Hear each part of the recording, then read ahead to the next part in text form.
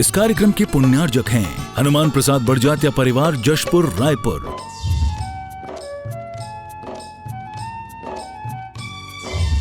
राजकुमार सुधा जैन, विनोद संजना जैन, दिलीप सीमा जैन, रासु शीतल, राहुल अदिति, पुष्पा विमल पांड्या इंदौर, स्नेहलता विकास काला जयपुर, ममता सुरेश सेठी कोलकाता, सानू अमित जैन सूरत, पूर्वा हर्ष जैन कोलकाता, सलोनी हर्षवर्धन जैन आगरा, वेदिका यश पाठनी नागपुर, रचित मौलिक जीनांश वांशिक धैर्य वंदित जैन। ओ पालनहारे निर्गुण और न्यारे, ओ पालनहारे अनंत गुण धारे, हो भगवन तुमरे बिन हमरा कौनो नहीं, गुरु तुमरे बिन हमरा कौनो नहीं।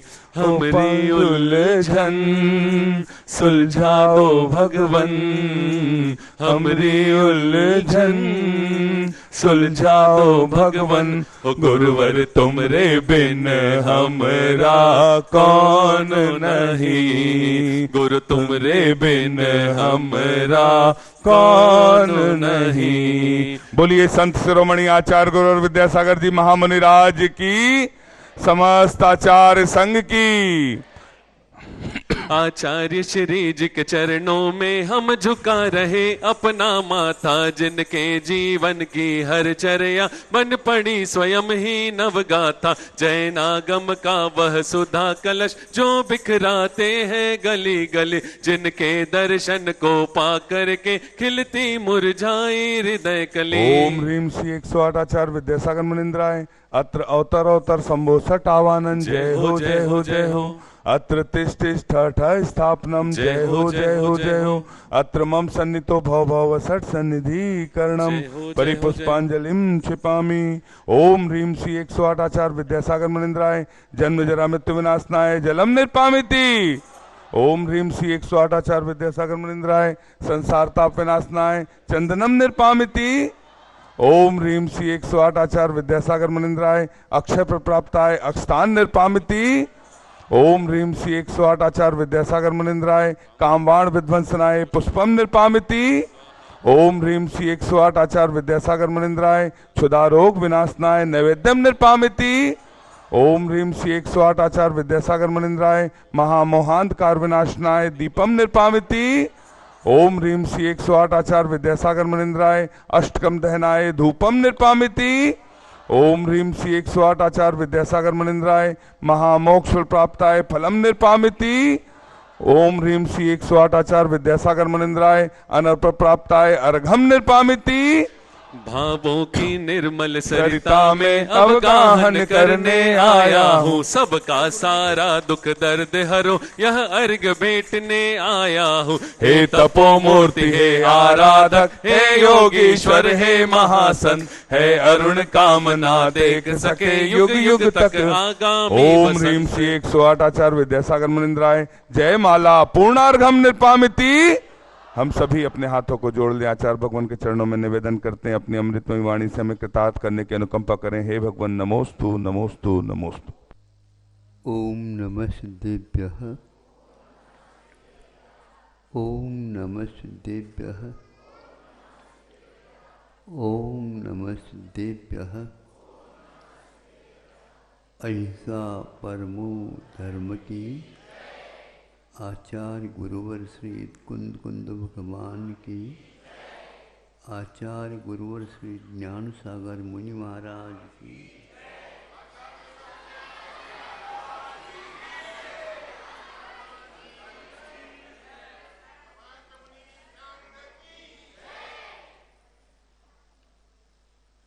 चार अध्यायों का प्रातःकाल विवेचन पूर्ण हुआ।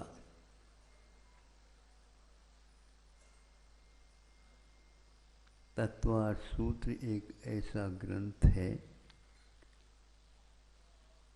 सूत्र के रूप में है, किंतु अनंत गब्बुट्ट धातु सूत्र की परिभाषा अनंत अर्थ जिसमें गर्भित है उसका नाम सूत्र कहा जाता है। सबसे छोटा सूत्र नानो है। हाँ, आने वाला तो है, लेकिन नानो छोटा सूत्र है, दो ही जिसमें अक्षर हैं। न अनो, अनु में प्रदेश नहीं है। ऐसे इसकी खोलना चाहे तो इतना खुलता चला जाता है, अनंत अर्थ भी उसमें समाहित हो जाता। आज हम भले ही उसको नहीं समझ रहे हैं, किंतु सूत्र का लक्षण तो यही है। परे प्रविचारः एक सूत्र आया है। प्रविचार का अर्थ आचार्यों ने किया है दुख प्रतिकार प्रविचार है। सुख नहीं। आप लोग इंद्रिय और अनिंद्रिय विषयों का नाम सुख कहते हैं, किंतु वो सुख नहीं, आकुलता का प्रतिकार करना। यह मान लो पकवान भी आप लेते हैं तो वो पके हुए तो है, इसलिए पकवान तो कह दो, लेकिन मीठे हैं, सुख है, शांति उसमें मिलती है, ये गलत धारणा है, क्योंकि वह भी एक प्रकार से प्रविचार है। 5 इंद्रियों के विषयों का सेवन एक प्रकार से ब्रह्मचर्य के लिए दोष पैदा करने वाला है। मुख्य रूप से उसमें स्पर्शनेन्द्रिय गिना जाता है, लेकिन वस्तुतः आकुलता का निवारण करना चाहते हैं, इसलिए इसका नाम प्रविचार है। मतलब स्वर्गों में भी इसकी आकुलता होती है। इस आकुलता को दूर करने का पुरुषार्थ जो होता है उसका नाम प्रविचार है। यह सूत्र प्रविचार एक प्रकार से 16 स्वर्ग के बाद जो देव हैं उनके लिए दिया गया है। इससे ठीक होता है कि प्रविचार 16 स्वर्ग तक होता है, फिर बाद अप्रविचार का अर्थ एक प्रकार से प्रविचार का अभाव, प्रतिकार का अभाव। आकुलता का अभाव ऐसा तो नहीं कहा, किंतु अप्रविचार का अर्थ वहाँ पर वेद कर्म की उदीर्णा होते हुए भी वह असह्य नहीं होता, किंतु नीचे के स्वर्गों में असह्य होता है, ये बताया। तो उन अहमिंद्र देवों को यह नहीं होता है, लेकिन ये भी ध्यान रखें इसके कि नीचे के स्वर्गों में भी वह प्रविचार, कहीं काय प्रविचार कहा, कहीं रूप प्रविचार कहा, कहीं शब्द प्रविचार कहा, इस कहीं स्पर्श वहाँ प्रविचार कहा। इस ढंग से प्रविचार को भिन्न भिन्न शब्दों के माध्यम से उन्होंने उसके अनुपात जिनको बोलना चाहिए वह बताया। मन में भी प्रविचार होता है, ये बहुत सूक्ष्म विषय है। वचन में काय में तो स्थूल सुनने में आ जाता है, किंतु मन में भी प्रविचार होता है। नहीं, मनसा प्रविचार है, मन प्रविचार, कि मन के द्वारा भी प्रविचार होता है। इसको ज्ञानार्णव कारणे प्रथमे जायते चिंता, द्वितीये दृष्टुम इच्छति। प्रथम समय में सर्वप्रथम चिंता की उत्पत्ति हो जाना, यह अर्थ किया है। ये चिंता आकुलता का प्रतीक है, मन में भी उत्पन्न होता है। तो मन में उत्पन्न नहीं होता है तो क्यों नहीं होता है?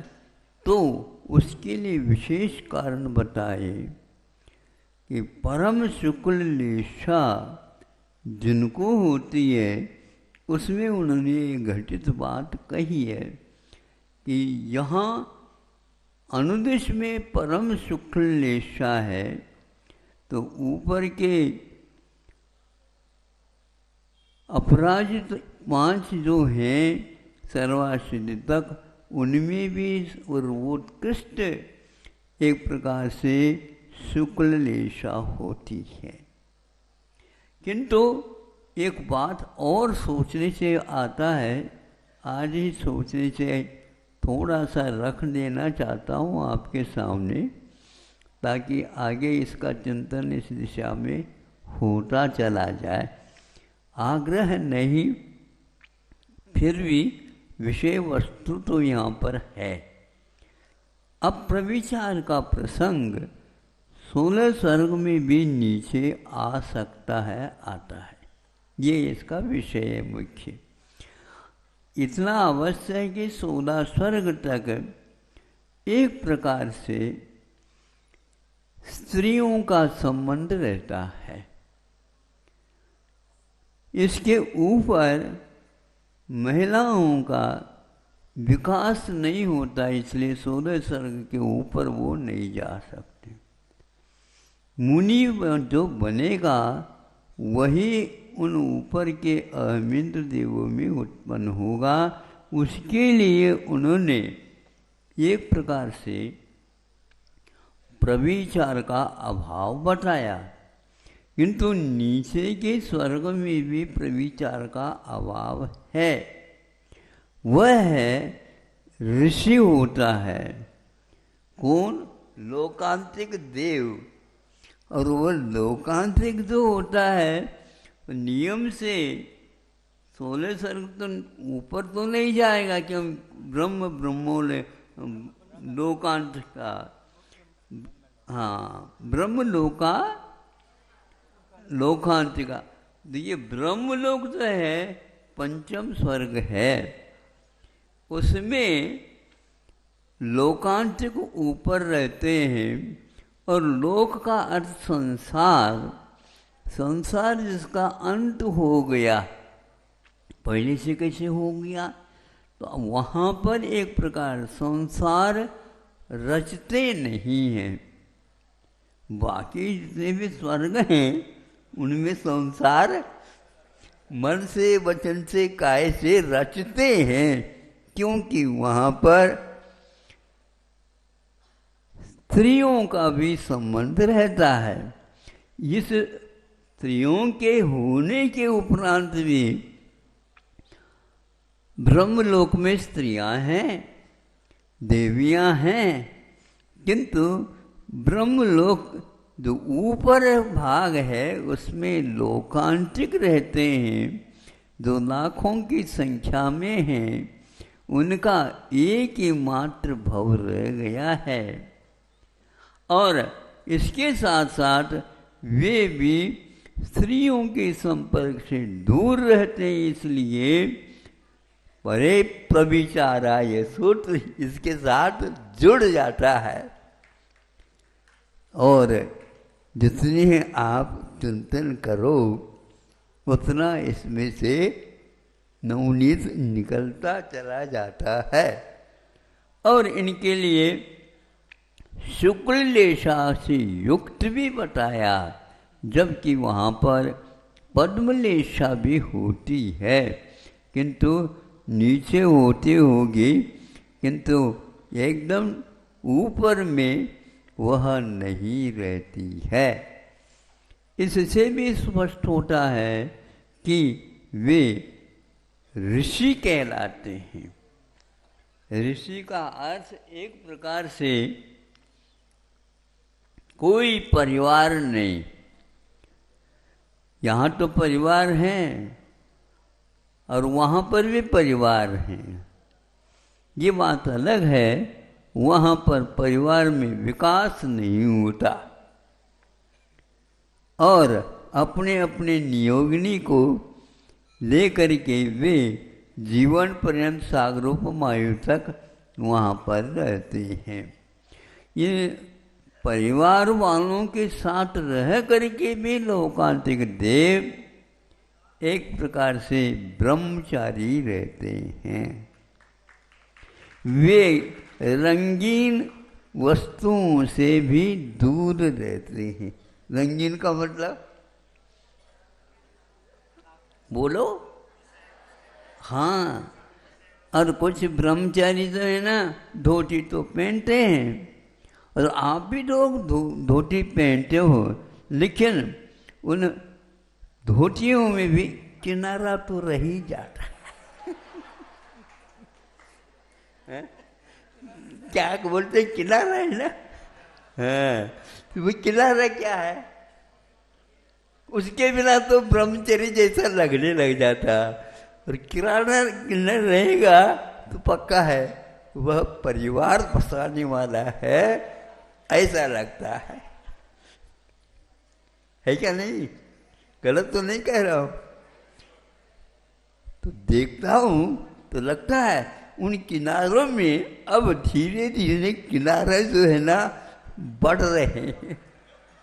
जैसे महिलाओं में भी किनार, साड़ी के जो किनारा है वो बढ़ते बढ़ते लगता है बनारसी साड़ी वगैरह में, किंतु पुरुषों में भी वह धीरे धीरे हथकरघा के भले ही हो, लेकिन उसमें भी किनारा आ गया है। हाँ हाँ, बढ़ रहा है, धीरे धीरे बढ़ता जा रहा है। और कहीं कहीं पर इतना बढ़ गया, इतना बढ़ गया, लाल लाल रंग जिससे पूरा का पूरा वह यह रंगीन स्वर्गों में होते हुए भी, और कोई भी जाना चाहे तो वहाँ पर अगम्य स्थान माना है। अगम्य स्थान का अर्थ ये है न गम्यते तत्स्थानम, वह स्थान किसी भी प्रकार से प्राप्त नहीं हो सकता, केवल वहाँ पर वह देवर्षि ही रहेंगे। ऋषि क्यों कहा? वे वहाँ पर किसी प्रकार से स्त्रियों के संपर्क से नहीं रहते हैं, इसलिए उनको भी हम अप्रविचार कह दें तो कोई भी अन्योक्ति नहीं है। ये मैं भी कह रहा हूँ, इनका कार्यक्रम बहुत उत्कृष्ट है अन्य देवों की अपेक्षा से। ये पूरे जीवन में मुनि रहते हैं। मुनि होने के उपरांत भी ये अन्य किसी विषय को इष्ट नहीं समझते, केवल राजा राणा छत्रपति के असवार। सवार तो नहीं होते हो, लेकिन असवार। हाँ, अकेले रहते हैं और वे शुद्ध वस्त्र, जिसको बोलना चाहिए, रंगीन नहीं, मुकुट इत्यादि भी विशेष नहीं, हो भी वैराग्य परक ही सारा का सारा, और हमेशा हमेशा 12 भावनाओं का चिंतन करते रहते थे। मुख्य रूप से यह स्वाध्याय का एक बहुत बड़ा साधन है। गुरु जी इसको अनुप्रेक्षा को वैराग्य उपावन माई चिंत्यो अनुप्रेक्षा भाई। वैराग्य उपावन माई, वैराग्य को पैदा करने के लिए उपावन, उपावन का अर्थ जो है ना उपवन के भांति है। जैसे उपवन में जाते हैं तो निश्चित रूप से वहाँ पर शांति का अनुभव और वहाँ पर सामय करने में मन लगने लग जाता। ऐसे ये 12 भावनाओं का चिंतन वैराग्य को दृढ़ और उत्कृष्टता की ओर ले जाना वाला है। ऐसे लोकांतिक देव वहाँ पर ब्रह्मचारी के साथ रहते हैं, इसलिए उनको देवों में ऋषि तुल्य माना है, उनको देवर्षि कहा है। इसलिए ऋषि लोग तो कभी भी प्रविचार वाले हो ही नहीं सकते। इस प्रकार ऋषि उपाधि केवल लोकांतिकों को ही दिया गया है तत्वार सूत्र में। इस प्रकार यह हमारा लोकांतिकों के लिए भी अप्रविचार कहने में कोई बाधा नहीं। वेद की उदीर्ण होते हुए भी उन्हें अप्रविचार हम कह सकते हैं वहाँ पर। और उनको लेशा की अपेक्षा से शुक्ल लेशा कहा है। और दूसरी देखो उनकी उम्र वहाँ पर 8 सागर की है बताया है, किंतु अन्य जितने भी वहाँ पर के जो देव है वो उस प्रकार की नहीं है। वो इस प्रकार उस प्रसंग में इनकी विशेषता बताई। इसके अलावा भी ये जितने भी हैं लोकांतिक वो सारे के सारे एक भवावतारी है।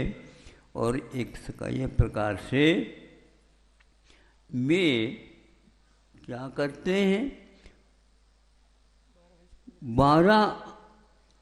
12 अंग और 14 पूर्व, एक प्रकार से वे बादशाह के पाठी होते हैं।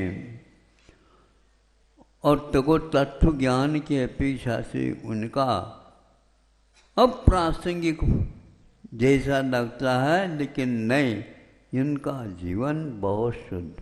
एक और ये आवागमन में ज़्यादा किसी भी प्रकार से रुचि लेते ही नहीं हैं, जबकि इन 16 स्वर्ग तक वाले सब गति वाले होते हैं। लेकिन ये सारे अपने अपने परिवार को लेकर के चले जाते हैं। सुनो तो इनका परिवार लाखों का है, लेकिन सभी एक समान हैं। इसलिए वे अन्यत्र कहीं विहार करते नहीं। लेकिन एक अपवाद है, जब तीर्थंकर घर से बाहर निकलते हैं उस समय आकर के कहते हैं धन्य हो धन्य हो धन्य हो, आपका जीवन धन्य है। प्रभु आपने जो विचार किया है इसका हम सार्थ समर्थन करते हैं और हम चाहते हैं कि इसी प्रकार सब लोग हो। आप धन्य हैं, आपका वैराग्य बहुत ही अच्छा। आज भी वह लौकांतिक देव 12 भावनाओं का चिंतन करते हैं, तो वहीं से वह बाहर निकल करके आते हैं। लोग कहते हैं ये समोचरण में नहीं जाते, हमें समझ में नहीं आता। नहीं समझे, जब इतने आ ही गए हैं गृहस्थ आश्रम में, जब तक है घर में हैं तब तक ये भविष्य में तीर्थंकर होने वाले उनके समर्थन के लिए जब आ गए हैं, वहाँ से गति हो गई है, तो समूह शरण में जाने में कोई बाधा नहीं है, क्योंकि आ सकते हैं, उसमें क्या बात नहीं। ये देवर्षि है, सभी प्रकार के वहाँ पर मुनि महाराज रहते हैं, सुनते हैं समूह शरण में। ये भी देवर्षि पहले भी थे और वर्तमान में देवर्षि है, और आगे भी ये निश्चित एक भाव के बाद ऋषि बनेंगे ही, इसलिए उनको वहाँ पर जाने में कोई बाधा नहीं है, ऐसा भाव है। इतना ही पर्याप्त है। अहिंसा परमो जा वाणी के ज्ञान से सूझे लोकालोक, सो वाणी मस्तक नमो सदा देत हूँ दोग। हे जिन वाणी भारती तो है जपो दिन रैन, जो तेरो शरणा गए सो पावे सुख चैन। बोलिए संत शिरोमणि आचार्य गुरु विद्यासागर जी महामुनि राज्य की, उत्तम सोच धर्म की। उपस्थित सभी महानुभावों का हम चंद्रगिरी के इस तीर्थ पर हार्दिक अभिनंदन करते हैं। बड़े सौभाग्य की बात है कि प्रतिदिन बहुत अच्छे से हमें